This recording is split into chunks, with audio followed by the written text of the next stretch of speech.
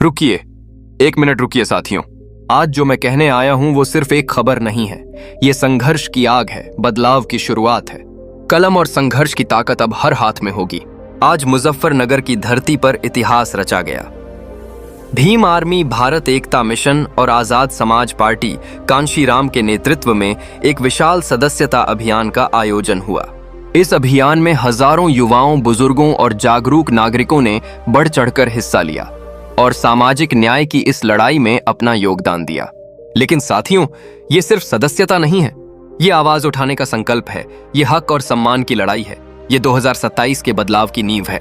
जब जब इस देश में शोषितों की आवाज दबाई गई, तब तब इतिहास ने करवट ली है और आज वो जिम्मेदारी आपके कंधों पर है। नेतृत्व में खड़े चंद्रशेखर आजाद के विजन को मजबूत करने के लिए जनता अब खुद आगे आ रही है। मैं आपसे पूछता हूं, क्या आप तैयार हैं? अगर तैयार हैं तो अपने हाथ उठाइए और बोलिए, जय भीम, संविधान जिंदाबाद, बहुजन एकता जिंदाबाद। याद रखिए, कलम हमारी ताकत है, एकता हमारी पहचान है और संघर्ष हमारी विरासत है। अब हर हाथ में कलम होगी, हर दिल में संघर्ष होगा। अब हम सिर्फ सुनेंगे नहीं, इतिहास लिखेंगे।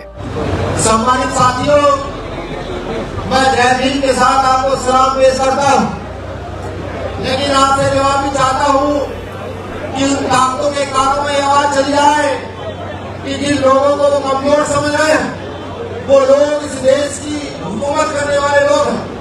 जब मैं आपको सलाम करूंगा तो आपका जवाब भी जोश खरोश के साथ आना चाहिए कि यहाँ सहारनपुर के अंदर परसों को माननीय मुख्यमंत्री जा रहे हैं और वो पता लगे कि सलाम की गूंज कितनी महत्वपूर्ण है।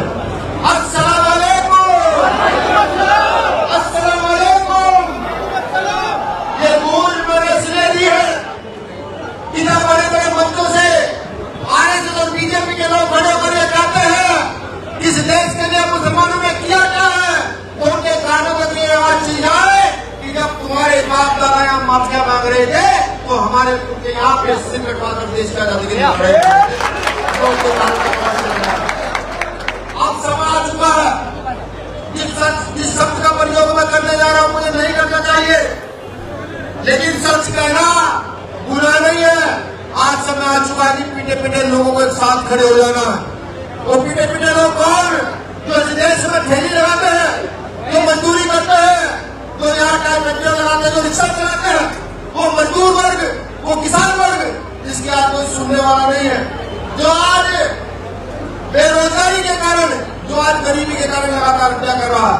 हत्या इसकी हो रही है। अगर आज मैं सरकारों की बात करूं तो सरकार ने हिंदू मुसलमान के नाम पर इस देश में एक ऐसी खाई खड़ी कर दी है कि जहां दिवाली और ईद साथ मनाई जाती थी, आज इन दोनों त्योहारों को भी अलग अलग कर देने का काम भारतीय जनता पार्टी ने यहाँ पर कर दिया। हमें ये जवाब देना है कि हम इस देश के लोग हैं, हम भारत के लोग हैं और ये भारत किसी के बाप की जागीर नहीं है। ये भारत उतना हिंदुओं का है जितना मुसलमानों का है, ये हमें बता देना है। आज देश में बड़ी बड़ी बात करने वाले कि बंगाल चुनाव में जाते हैं, जाकर कहते हैं कि हमारे प्रदेश में आपराधिक मामला नहीं है, और जबकि मैं यहाँ का आंकड़ा उठाकर देखता हूँ, एक 22 साल का लड़का गले में भगवा को बदनाम करते हुए, भगवा जो भारत का रंग रहा है, जो बुद्ध ने दिया, आज उस रंग को बदनाम करते हुए जाता है और सड़क पर जाकर हिंदू मुसलमान करने का काम करता, दंगा करा देने का काम करता। मैं बताना चाहता हूँ योगी आदित्यनाथ जी को कि यह देश सेकुलर देश है।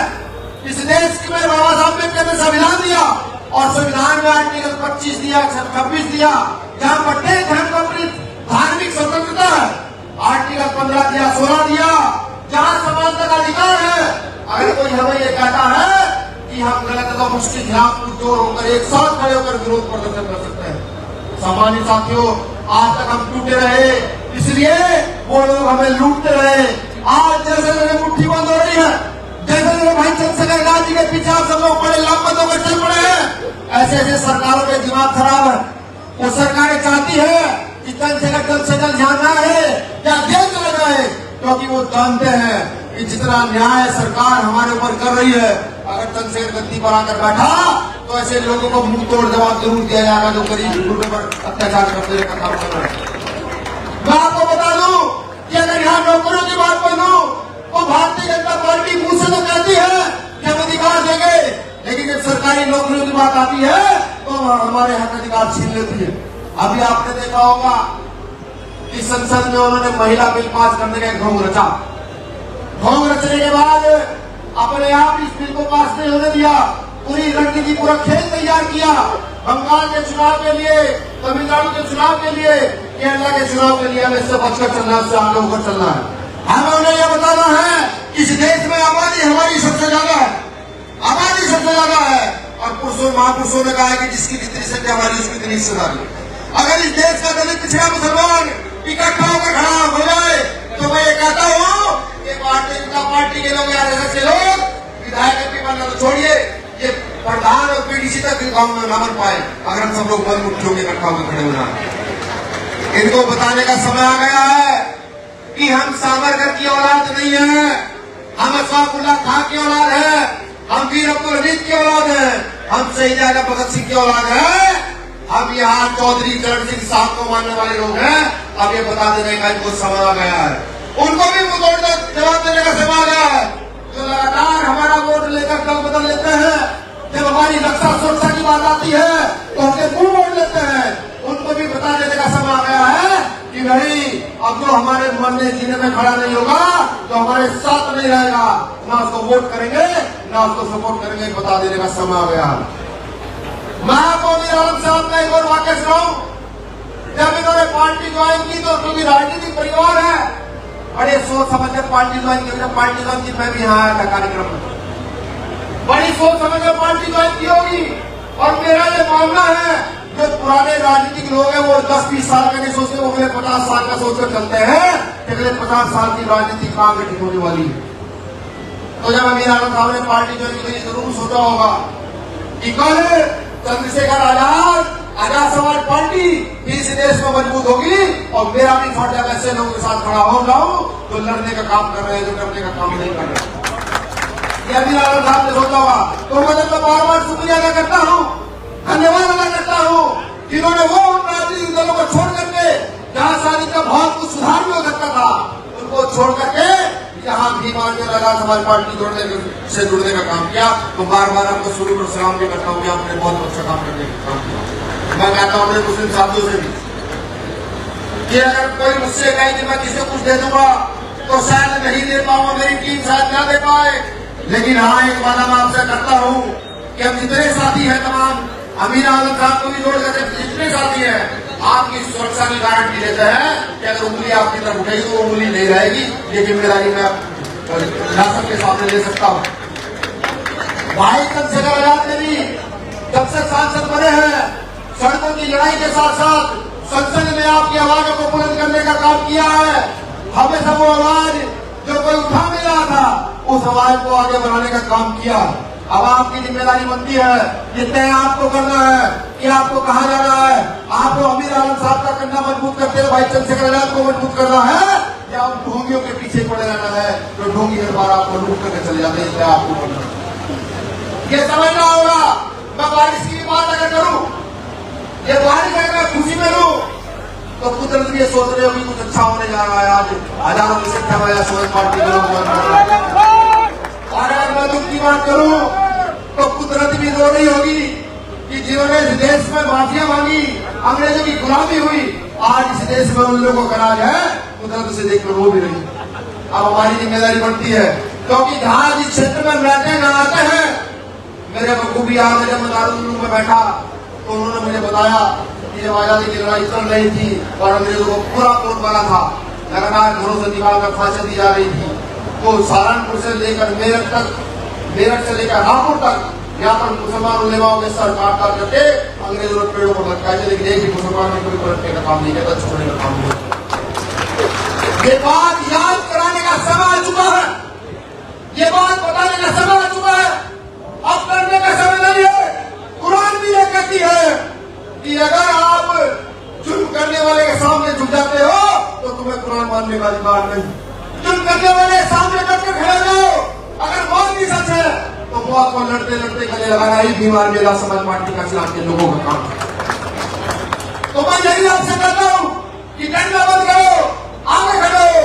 ये मैं आपसे वादा करता हूँ, जो गोली आपकी तरफ चलेगी उस गोली को सबसे पहले वीरेंद्र जी का सीना छीन करके आपने जाना होगा, तो गोली चलती है तो वापस चली जाए। मैं ये भी वादा करता हूं, ये पता नहीं कि जीवन कितना हूं, लेकिन हाँ इस देश के लिए, कौम के लिए, हर उस गरीब मजदूर किसान के लिए जो अपना पूरा जीवन इस देश को देता है, तो पूरा जीवन अपने जिले विधानसभा अपने प्रदेश को देता है, उसके सम्मान में कभी कोई कमी नहीं आने दी जाए। आज महंगाई की बात करूं तो गैस सिलेंडर 3,000 रुपए का हो चुका है। गैस सिलेंडर 3,000 रुपए का हो चुका है। जब से सरकार आई हम लगातार लाइन में लगे हुए हैं। कभी हमारे किसान भाइयों को दिल्ली में मारा जाता है, 800 हत्याएं की जाती है भारतीय जनता पार्टी के लोगों के द्वारा, 800 हत्याएं। कभी नोटबंदी करके हमें लाइन में लगाया जाता, न जाने कितने लोग मरते, वो भी हत्या ही है। आज गैस सिलेंडर की लाइन में फिर से लगाकर खड़ा कर दिया है। समझिए, सोचिए, जानिए कि इनकी रणनीति क्या है। इनकी रणनीति को समझते हुए अपना पक्ष चुन लिया कि आपका पक्ष क्या है, और अपना पक्ष चुनने से पहले ये जरूर सोचिएगा कि आपका पक्ष कहाँ मजबूत है, कौन मजबूती से आपकी लड़ाई लड़ रहा है, कौन आपके लीडर को आगे बढ़ा सकता है, कौन आपकी रक्षा सुरक्षा कर सकता है। आज लड़ाई मंदिर में जितनी उन्होंने चला रखी है, लेकिन लड़ाई आज स्कूलों की होनी चाहिए थी।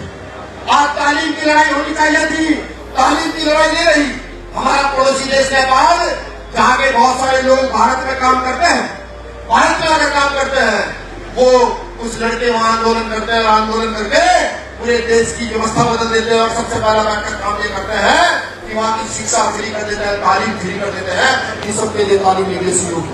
और भारत में कि मदरसों में जो बच्चे पढ़ रहे हैं, बार बार उनकी जांच कराई जाती है। मैं कहता हूँ एक बार आरएसएस के स्कूलों की भी जांच कराओ, तो तुम गांव दर गांव जाकर के हिंदू मुस्लिम बैठाने का काम करते हो, उनकी भी जांच कराओ, उनकी कोई जांच कराने के लिए इंतजाम नहीं। ये देश सेकुलर देश है, ये याद कराने का समय आ चुका है। जो हिंदू मुस्लिम की बात करेगा वो हमारे शहरों में देगा, हमारी गलियों में नहीं घुस पाएगा। ये कुरान ले लोगे तो मुझे लगता है इसकी भारतीय जनता पार्टी की सरकार को ऐसे चुटकी बजाकर यहाँ से विदा करने की चलती जाएगी। आपका काम पूरा हो चुका है। मैं भी सुन रहा था इनकलाब के नारे लग रहे थे, इनकलाब की जरूरत आन पड़ी, फिर से जरूरत आन पड़ी है। यहाँ पर गोरे अंग्रेज तो चले गए, लेकिन यहाँ काले अंग्रेज जो अत्याचार शोषण बड़े पैमाने पर कर रहे हैं, जो जाति के आधार पर राजनीति का संरक्षण करते हैं, जो धर्म के आधार पर उनको देखते हैं, वो लोग आज यहाँ बड़े पैमाने पर शोषण कर रहे हैं। उनको मुंह तोड़ जवाब देने की बात है। फिर से इनकलाब की जरूरत है। बाबा साहब अम्बेडकर ने उस इनकलाब का नाम बोर्ड रखा है। बाबा साहब अम्बेडकर ने उस इनकलाब का नाम संविधान रखा है कि अपनी ताकत को समझते हुए संविधान के आर्टिकल 326 का प्रयोग करते हुए अपने वोट के आधार पर इस देश की शासन सत्ता पर अन्याय करने वालों का शासन खत्म कर न्याय करने वालों का शासन स्थापित आप करते। ये बाबा साहब अम्बेडकर ने प्रावधान किया। वो इनकलाब जो बाबा साहब ने दिया, वो तो सब बस अपनी उंगली से अंगूठे से उसका प्रयोग करना है। अन्याय के खिलाफ लड़ाई मजबूत करनी है। अभी मीरापुर का चुनाव हुआ, लोगों ने कहा कि वोट प्रतिशत बहुत कम रहा, वोट प्रतिशत कम नहीं रहा। सरकार ने तानाशाही दिखाते हुए वहां पर मुस्लिम साथियों को, दलित साथियों को वोट गिरने नहीं दिया, क्योंकि सरकार जानती थी कि वहां आजाद समाज पार्टी लड़ रही है, और अगर 100% पोलिंग सही हो गया तो मौजूदा सरकार में, मौजूदा सरकार के विधायक को वहां आएंगे, आजाद समाज पार्टी भिवानी के लोगों का विधायक बनाने की सरकार जानती थी। इस कारण से उसने वहां वोट नहीं डालने दिया। अब उसको मुंह तोड़ जवाब देना, बिल्कुल मुंह तोड़ जवाब देना है। ये इनकलाब दोबारा से खड़ा करता है डॉक्टर बाबा साहब अम्बेडकर का वो सपना कि एक जैसा भारत हो, एक समान भारत हो, कोई जाति धर्म के आधार पर किसी की तुलना न की जाए, ऐसा भारत हमें बनाकर तैयार करना है। मैं पुनः नवाजिश भाई का भी, अमीर आलम भाई का भी, राणा जी का, हमारे जिलाध्यक्षों का, कुमार साहब का, सबका शुक्रिया अदा करता हूँ। ये जो गुलदस्ता आपने तैयार किया, मुझे लगता है कि गूंज लखनऊ तक जरूर जाएगी, और जब इसकी गूंज लखनऊ तक जरूर जाएगी तो किसी न किसी के कान तो बहरे हो लगते हैं, और जब कान बहरे होंगे तो उनको समझ आएगा कि जिन लोगों पर अन्याय अत्याचार कर रहे हो वो एकजुट होकर खड़े हो रहे हैं। मैं आपसे भी ऐसा नहीं उम्मीद करता हूँ कि गुलदस्ता आप ऐसे ही सजाते रहेंगे, जाकर के लोगों के बीच में इस गुलदस्ते को तैयार करेंगे, और जब आप गुलदस्ता तैयार करेंगे तो कुदरत भी आपका साथ देगी, देते हैं। शुक्रिया, आप लोगों ने मुझे सुना। जाहिद भाई को मैं चाहूंगा, जाओ एक बार सामने।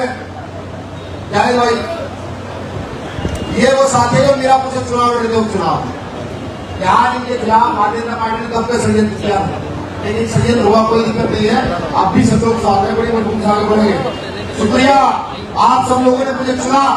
मैं चंद लाइनों से अपनी बात खत्म करूंगा। लाइनें बहुत पुरानी है, लेकिन समझने का काम कीजिएगा कि बुलबुल के पंजों में कभी बाज नहीं होते। बुलबुल तो समझता है छोटी सी चिड़िया, और बाज एक बड़ी चिड़िया।